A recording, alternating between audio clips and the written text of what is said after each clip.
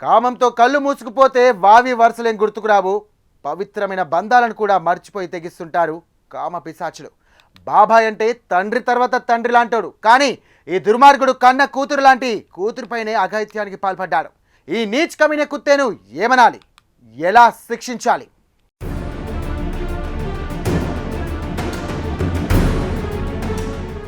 కామంతో కొట్టుకునే కొందరు నీచ్ కమీనేగాళ్లు మానవ మృగాల్లా మన మధ్యే ఉంటారు.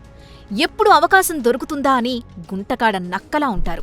అదును దొరికితే చాలు వావి వరసలు మర్చిపోయిన పశువుల్లా వ్యవహరిస్తారు.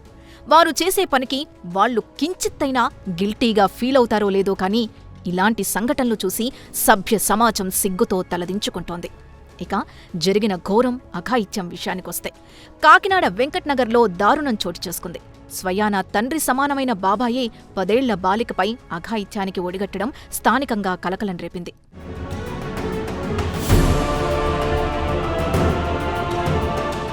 బాలిక ఈ విషయాన్ని తల్లిదండ్రులకు చెప్పడంతో వాళ్లు పోలీసులకు ఫిర్యాదు చేశారు.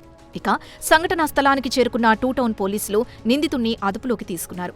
బాలికపై అఘాయిత్యం జరిగినట్టు నిర్ధారించారు. నిందితుడిపై పోక్సో కేసు నమోదు చేశారు.